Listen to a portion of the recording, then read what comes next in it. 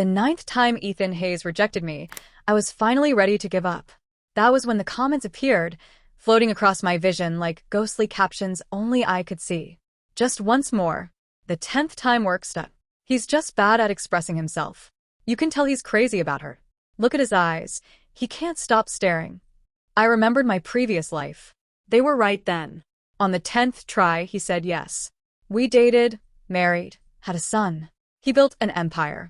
And one day, he looked at me and said, Ava, do you have any idea what it's like for people who didn't grow up rich? I'm just helping her out. Stop being so dramatic. So no, not this time. There would be no 10th try. I wasn't surprised when the comments flickered to life again, but I didn't turn around. I didn't want to see if Ethan Hayes still looked at me the same way. Why isn't she turning around? Please, just look at him. His eyes are red, he's about to cry. I stayed still. A strange calm spread through me. Thank God, he hadn't said yes yet. Thank God this was only the 9th time. What I didn't expect was for Ethan, proud as he was, to actually come looking for me. He stood at the edge of our driveway, the sun burning behind him, turning his figure into a sharp silhouette against the manicured lawn. When our eyes met, he held out a small cardboard box. These are yours, he said quietly. The things you gave me. You should have them back. The June heat wrapped around me, sticky and heavy. I wasn't in the mood to talk. I glanced at the box, took it, and turned away. He hesitated, like he wanted to say more. The comments came alive again. She definitely wore that tank top on purpose. Smart move. Seriously? It was 90 degrees out. Who wears a sweater at home in that weather? He gathered all that courage just to show up. She should be grateful. The wealth gap doesn't matter. In a few years, he'll be Boston's rising tech star. Her family will be the ones trying to please him then. They weren't wrong, except for one thing. His startup money in that other life had come from me, and his business idea was based on my father's advice. I wasn't foolish enough to argue with a phantom feed of commentary. Instead, I gave him a polite look. Was there something else? He frowned slightly, sweat glistening at his temple. Even in irritation, he was absurdly handsome. That was why I'd chased him so long. 9 rejections in total. The 9th had come right after graduation. It won't interfere with our studies now, I'd said back then, trying to sound casual. So, can't you at least give me a chance? He'd just shaken his head. We're not a good match. The first 8 rejections had been about staying focused on school. The 9th excuse was new. In that other life, I'd been ready to give up after that too, until the comments appeared. They told me he secretly liked me, that his pride held him back. They said he only felt unworthy of me. So I'd believe them. I followed him to his college town, lived on noodles and instant coffee, tried to prove money didn't matter. On my 10th attempt, he finally said yes. I'm planning to go to school in Boston, Ethan said now, pulling me from my thoughts. When I looked up, he was already walking away. Oh my God, he's making a move. He wants her to follow him to Boston.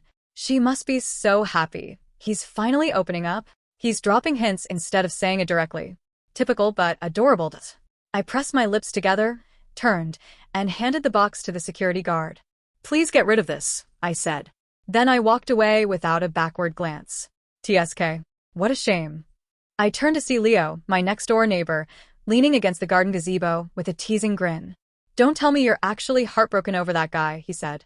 A faint memory surfaced. Leo died young in my past life, at 30, which meant this time he only had 9 years left. A pang of sadness hit me. You should take care of yourself, I said softly. He blinked, completely confused by my sudden concern. The next time I saw Ethan was at our graduation party. The air buzzed with that bittersweet mix of endings and beginnings. My long, very public crush on him had become a running joke, an easy source of laughter for everyone. So, Ava, someone called across the table. Gonna give it one last try? Ask our class genius out for old time's sake. Laughter rippled around us. She got rejected again last week, right? That makes 9, doesn't it? Come on, Ethan. Give her a break. She's gorgeous and rich. What's the problem? Yeah, man, you could skip 10 years of struggle if you play this smart. The casual cruelty of high school kids. And then, the comments appeared again. Shut up, you're ruining it. He was finally opening up to her. Look at his face. He's furious.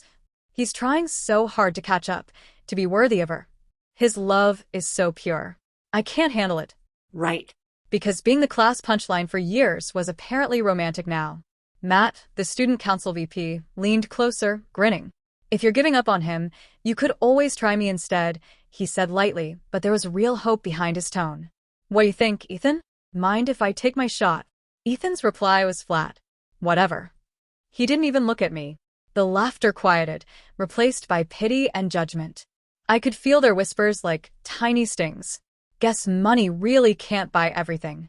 She's pathetic, chasing him like that. Didn't her dad just make Forbes? I wonder what he'd think if he saw her begging for attention at school. That's so cruel. Why isn't he defending her? One of the comments demanded. But I already knew why. Ethan never would.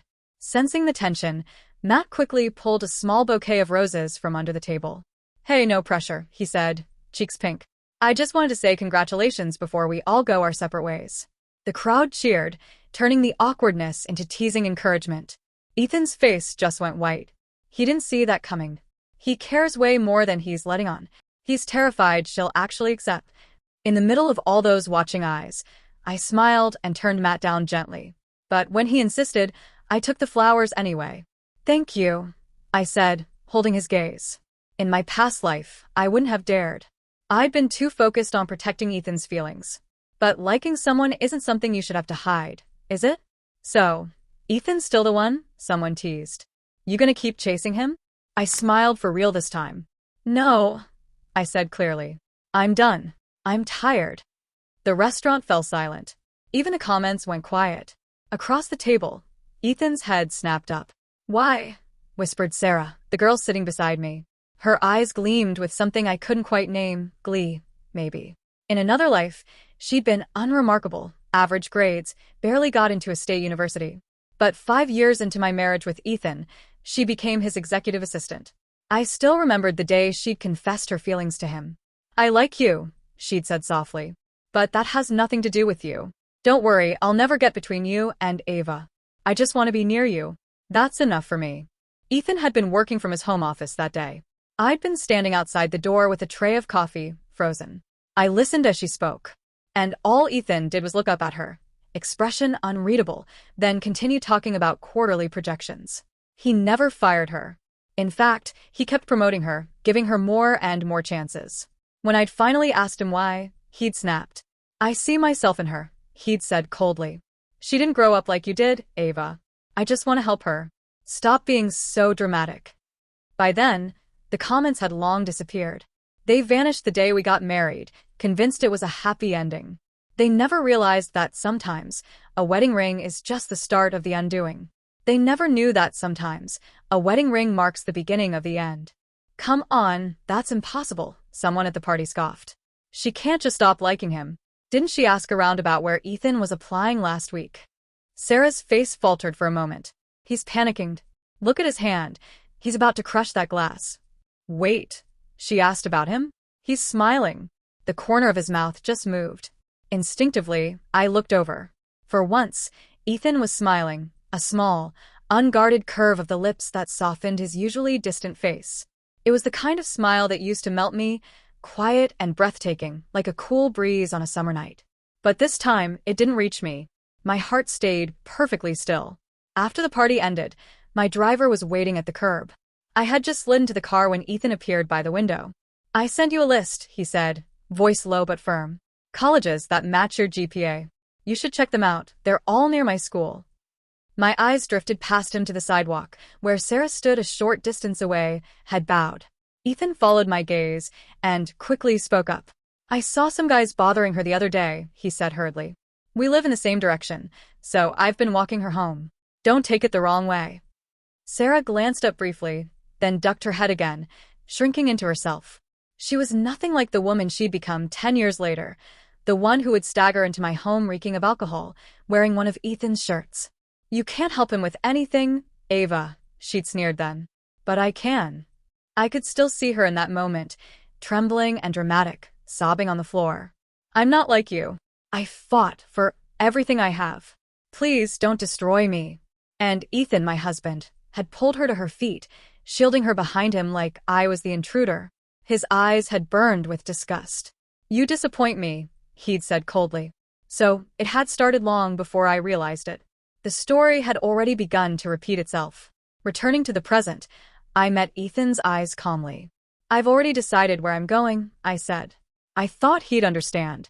Clearly, he didn't. "I'm leaving for campus tomorrow," he told me a month later when he called. The comments appeared instantly. He's been checking his phone every 5 minutes, waiting for her message. Finally, the ice prince is melting. But why does she look so uninterested? I murmured, my eyes on the gardenias blooming along Leo's fence. They were especially lovely that summer. Leo was in his gazebo again, absorbed in a book, the late sunlight soft on his face. "When you get there, call me," Ethan went on. "And Ava, once you're in college, try to act like an adult. Your parents work hard for their money. Don't go flashing your wealth around." I blinked. Was he serious? Was I supposed to pretend to be poor to make him feel better? "My parents actually make their money quite easily," I replied evenly. "For them, earning another billion might take effort. But paying for my entire education? Barely a thought." The line went quiet for several seconds. "Then don't bother coming to find me," he snapped at last and hung up. I stared at my phone, momentarily stunned. Only when the comments began to flicker again did I realize he was angry. "Seriously, Ava? You know how much pride he has. Why say something like that? She's not wrong, though. And asking her to pretend she's poor? That's pretty hypocritical. Makes it sound like he's embarrassed by her background." Finally, someone in the feed spoke some sense. "Had enough?" Leo's voice startled me. He thought I'd been staring at him, and a mocking laugh slipped out of his throat. I blinked, clearing my thoughts. "Have you gone for a checkup lately?" His face darkened. "What's wrong with you?" "I'm just trying to help," I said, though the meaning ran deeper than he could ever realize. In his last life, Leo hadn't had much family.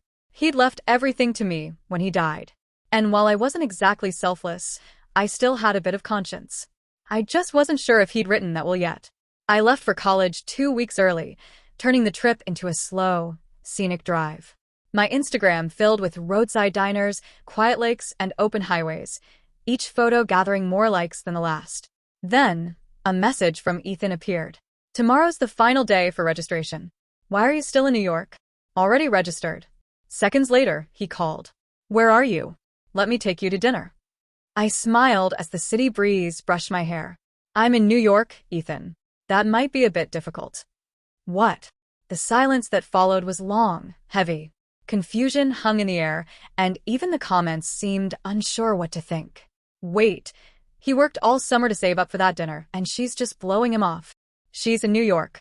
What do you want her to do, fly back for a meal? I don't know, maybe she's just not in love with him anymore. After a while, the tone shifted. Maybe that's not such a bad thing. The old Ava was obsessed. True. He never even says how he feels. That would drive anyone crazy. If you love someone, say it. Silence doesn't save a relationship. I looked away from the ghostly stream of text and spoke quietly into the phone. "Ethan, I meant what I said. I'm done chasing you. Ava." I ended the call before he could finish. I didn't think he'd actually come to New York. Less than a week into the semester, he showed up outside my dorm. White shirt, bouquet of red roses, a nervous look in his eyes. My roommates peeked from behind the door as I stepped out. Ethan took a shaky breath and held out the flowers. "I'm sorry for how I acted before," he said, voice tight. "I've been thinking. I like you, Ava. The reason I kept saying no is because I never felt good enough. I wanted to become someone worthy of you first. But now I realize if I keep waiting, I might lose you forever." He hesitated, searching my face. "Ava, will you be my girlfriend? I can apply for grad school here. The distance doesn't matter. He stopped when he saw how calm I was.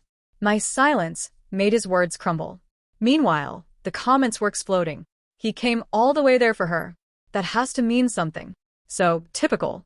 Girls just love playing hard to get. Keep this up and you'll regret it. You're really going to lose him. But was I supposed to say yes just because he showed up? Of course not. I gently pushed the roses back toward him, pretending not to notice how his face went pale. My smile was polite, my tone unshakably calm. "I'm sorry, Ethan. I'm just not interested." It was only then that I truly began to appreciate what freedom meant. My family's wealth gave me choices, real, limitless choices. If I wanted to travel, I could book a business class ticket on a whim, or a flight if I was in a rush. I didn't have to spend hours hunting for discount fares or sit through 16-hour bus rides just to protect someone else's fragile pride. Sure, late-night pizza from a street cart tasted amazing, but not when it became a daily necessity. And if I saw a $1,000 dress in a boutique window, I could simply walk in and buy it. That kind of freedom was intoxicating. Why? Ethan's voice cracked, disbelief written all over his face. We're not a good match, I said evenly, using the same words he once gave me. His pupils tightened. Pain flashed across his face, but his pride wouldn't let him say more. That grand gesture, showing up with flowers, was the most he was capable of. The comments poured in almost instantly. What a bitch. She chased him for years, and now she dumps him the second he comes around? Poor Gaida. Just wait until he becomes a tech CEO. She'll be crawling back. Classic lesson. Never look down on a man when he's broke. Especially not this one. But this time, there were just as many people defending me. Why is she the bad guy? He ignored her for years. He treated her like she didn't exist, and now that she's moved on, he suddenly cares. Typical. Men only want what they can't have. Do you even know how exhausting it is to date someone that emotionally unavailable? That last one struck a chord. I couldn't have agreed more. His issues were mine to fix, and they didn't justify the way he treated me. I couldn't save him. And, finally, I didn't want to. In my last life, Ethan's excuse for promoting Sarah was always the same. She reminded him of himself. They'd spend long nights alone in the office. Whenever she got drunk and called, he'd rush to her side. She's my employee, he'd say. It's purely professional. That went on until rumors of an affair hit the media. Then he came to me. You need to issue a statement denying it, he said, almost pleading. Sarah worked hard to get where she is. There's nothing between us. She's not like you, Ava. She didn't have everything handed to her. That was when I broke. What exactly do I have, Ethan? A husband who spends every night with another woman under the excuse of work? A bank account I can't touch? A driver who reports my every move? Tell me, which part of my life is really mine? Love? Freedom? Money? Which one? After that, he stopped pushing me. But not long after, Sarah attempted suicide. Before she did, she called him. He rushed to her side, saved her, then pulled strings to get her a prestigious overseas position. I sent her away, he said later, his voice cold and full of blame. Are you happy now? By then, I was too tired to respond. He never knew that before she left, Sarah sent me a final message. You may have won, but he'll spend the rest of his life feeling like he owes me. Hey, why are you crying? Leo's voice snapped me out of the memory. A moment later, his hand brushed against my cheek, his fingers warm and steady. I looked up, startled, and he immediately pulled away as if he'd crossed a line. His eyes shifted past me, to where Ethan still stood outside the dorms, a motionless figure drawing curious stares from everyone passing by. Did he make you cry? Leo's tone turned sharp, and he took a step toward Ethan. I quickly caught his arm. No, I said softly. It wasn't Ethan this time. It was the weight of the past, the echo of wounds that had never fully healed. Those damn comments would never understand how draining it was to love someone like him. Then what is it? Leo's voice cracked with rare concern. I tried to smile, wiping at my tears. Whoa, Professor, you made your girlfriend cry? One of his grad students called out. Shame on you. Another chimed in, laughing. We've got a durian in our dorm if you need to kneel and apologize. Leo's expression darkened. He looked ready to throw something, but before he could, the group of students lined up in front of me, grinning. Nice to meet you, Mrs. Professor, they said in unison. Their voices were so synchronized, I actually jumped. I opened my mouth to deny it, but Leo didn't give me the chance. He just took my hand and pulled me away. He ended up taking me out for an incredible meal, and by the time we were done, my mood had lifted more than I expected. So, I asked with a teasing smile, did you ever go for that checkup? Forget the inheritance. I just wanted him to stay healthy. Leo's expression soured immediately. Can't you just wish me well for once? I started, but there was no way to explain without sounding insane. So, I didn't. Instead, when his birthday came around, I handed him a sleek envelope. A full executive physical, I said proudly. Ava, he groaned, exasperated. I dodged away, laughing. It expires soon. I'm serious. You better use it. A few weeks later, Our intro to social theory professor had a sudden conflict, and his teaching assistant had to step in. That TA, of course, was Leo. I was half asleep in the back row when I heard my name being called. Ava. "The professor's calling you," my roommate hissed, jabbing me in the ribs. I snapped awake and met Leo's amused gaze from the front of the lecture hall. "Care to answer the last question?" he asked, smirking. Perfect. I didn't even know what the question was. 100 pairs of eyes stared at me, and my mind went blank. I panicked, grabbed my textbook, flipped it open, and started reading aloud from a random paragraph. Leo's expression was priceless. The class burst into laughter. "That's Karl Marx," my roommate whispered in horror. "This is modern American history." I wanted to melt into my seat. Unsurprisingly, I was told to see the professor after class. When I walked into Leo's lab, every head turned. His grad students were all there and grinning. "Hey, Mrs. Professor," one of them called out. That set off a chorus. "Good to see you, sister-in-law," another shouted. "Welcome back, Mrs. P," added a third. My face burned. I wanted to disappear. I'm not his girlfriend," I protested, flustered. "We were just neighbors. Neighbors who might one day inherit each other's fortunes, apparently." "Come on, Mrs. P, don't play dumb. Your picture's literally his phone wallpaper," one of Leo's students teased. Another added, "And he turned down a top fellowship abroad just to stay here for his master's. You think that wasn't because of you?" "Totally," a third chimed in. "Last year, he was moping for months. We finally got him drunk, and he admitted the girl he liked was in love with someone else." Each revelation hit like a small explosion. I stood frozen, my brain trying to process what they were saying. Leo's voice cut sharply through the chatter. "What is this, a gossip column? Get back to your literature reviews." The room fell silent as the students scurried away. Then he turned to me, frowning. "I told you to meet me in my office. Why are you here?" "I thought your office was in the lab," I said, confused. "It used to be," he replied after a pause, as if just remembering. He led me down the hall to a small private office. "Wow, moving up in the world," I said, trying to lighten the mood. He sat at his desk and tossed a file toward me.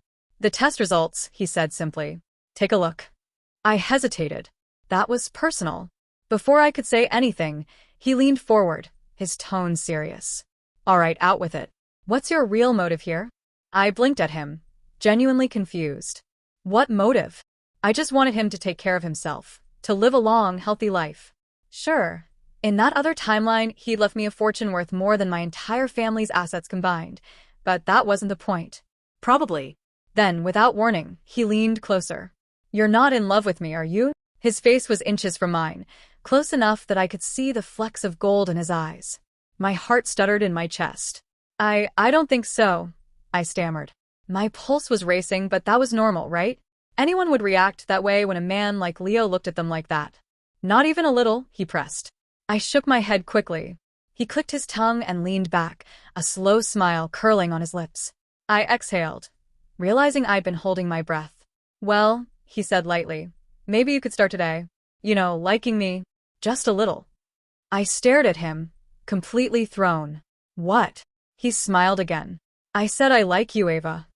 Before I could respond, the comments erupted. Childhood friends to lovers. I'm all in it.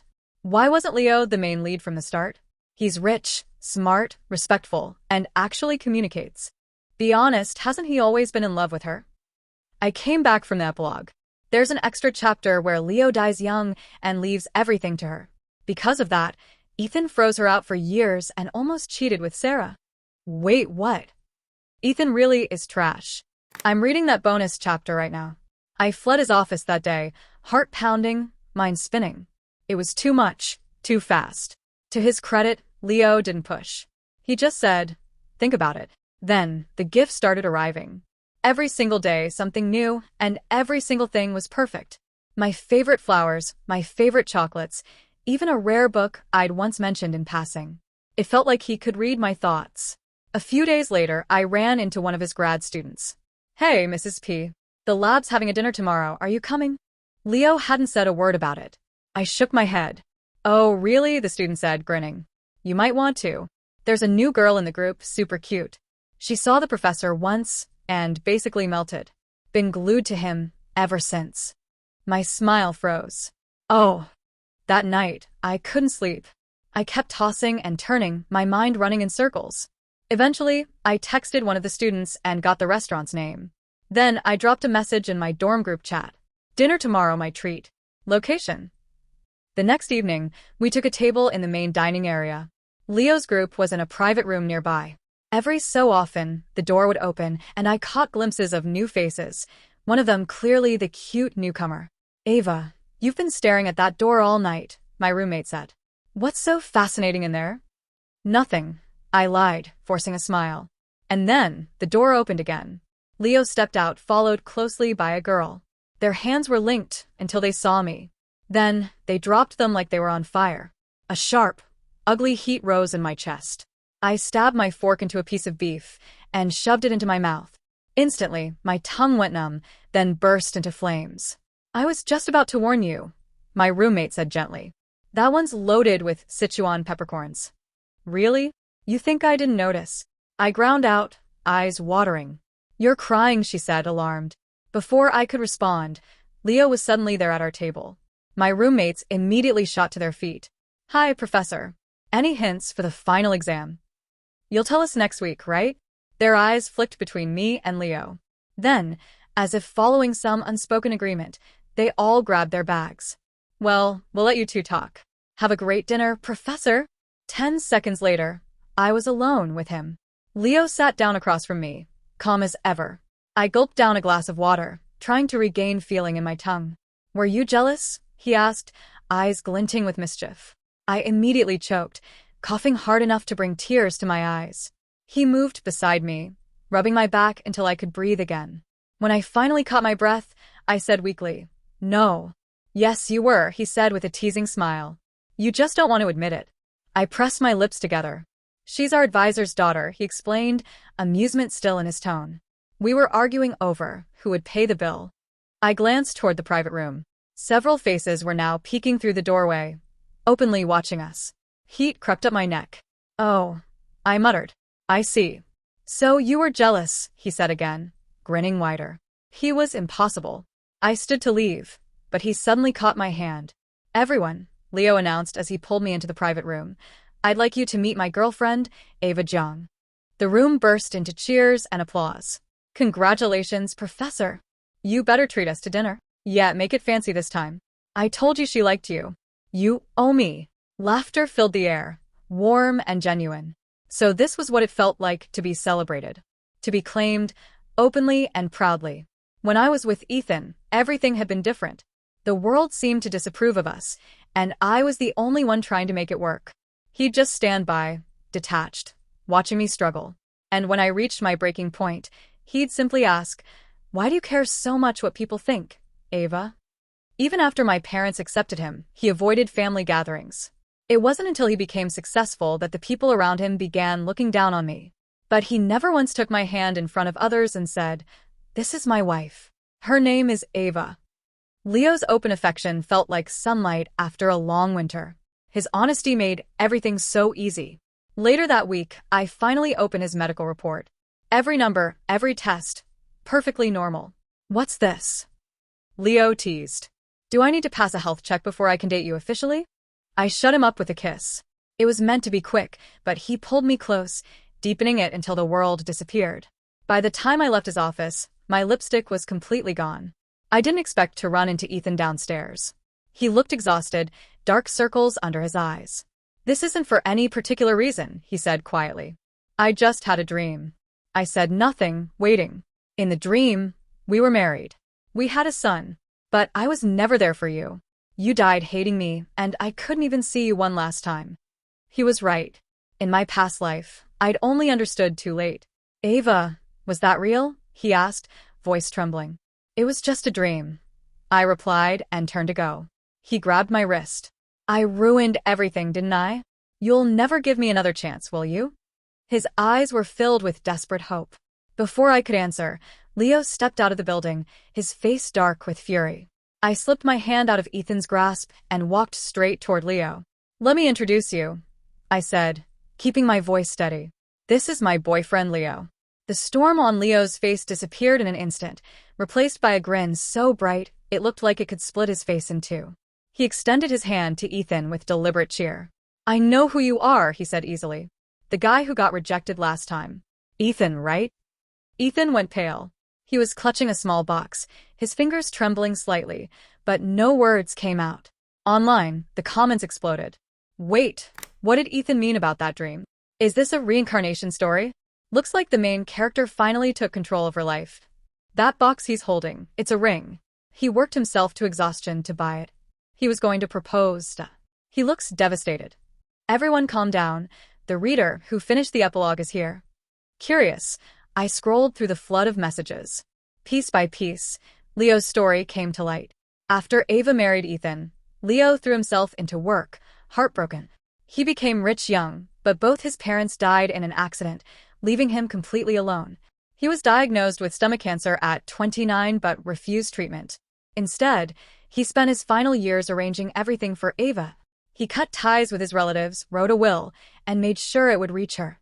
To convince her to accept the inheritance, he claimed she was the only person he could trust, his old neighbor. Leo had loved her from the start. He planned to confess after her 18th birthday, but by then Ethan had already won her over. He always watched over her from afar, even helped Ethan's company in secret. And Ethan knew. He knew everything. When I read that last line, something inside me cracked. Ava, what's wrong? Ethan asked, hope flickering in his tired eyes. He reached for me again, but I slapped his hand away. Turning to Leo, I said, come home with me next week. I want you to meet my parents. He blinked, startled, then broke into the widest smile I'd ever seen. I need to go buy gifts. Even though our families had known each other for years, he treated the visit like the most important event of his life. And of course, my parents adored him. The next time I heard about Ethan was, ironically, through the comments. He tracked down Sarah and completely humiliated her. But she didn't do anything wrong in this timeline. She only liked him quietly. Maybe if Ava had chosen him, things really would have turned out the same. That actually makes sense. Then came a new flood of messages. I'm done. I can't ship them anymore. Same. Ethan doesn't even compare to Leo. The loyal second male lead finally wins. Team Leo and Ava forever. By then, I was sitting in my parents' living room with Leo beside me. My parents couldn't stop smiling. Mom and Dad are on their way back from a trip, Leo said, squeezing my hand. They're so excited. My mom already bought you 5 bracelets, gold, jade, even diamond. I blinked in surprise.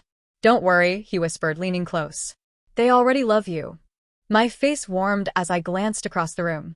My parents were watching us, smiling so widely it almost looked rehearsed. For once, everything felt right. After arranging for Sarah to be sent abroad, I asked Ethan for a divorce. His expression hardened immediately. What more do you want, Ava? There's a limit to these tantrums. I showed him the text messages Sarah had sent me. She was right. I don't want a husband with a divided heart. Ethan didn't believe a word. You'd do anything to slander her, wouldn't you? Life's been too easy for you these I gave him a cold smile. If it weren't for you, my life would have been even easier. You. He choked on his anger, tugging at his tie. Fine. I'll grant your wish.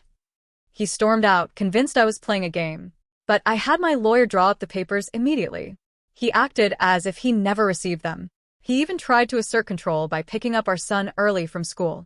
I've cleared my schedule, he said, voice sharp. Let's take a family vacation. The 3 of us. He has tutoring, he's not even finished school yet. You. Ethan's face went cold. What does it matter if he misses a few days of class?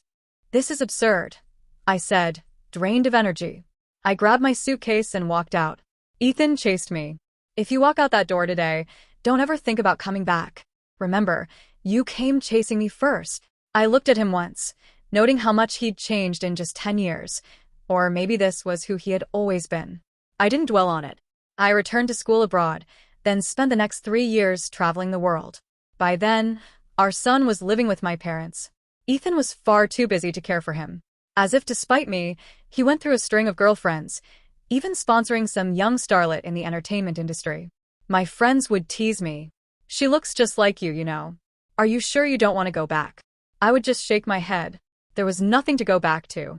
One day, my gaze fell on the villa next door. It had stood empty for years, overgrown and neglected. Now it was being renovated. I heard someone had bought it and was moving in. I thought of Leo, the boy who had left me his entire fortune. Without hesitation, I offered the new owner triple what they paid. I bought the villa back and restored it exactly as it had been. I remembered the gardenias in his yard, always the most beautiful, and how I loved sitting in the gazebo, breathing in their scent. And Leo, he liked sitting in his reading a book.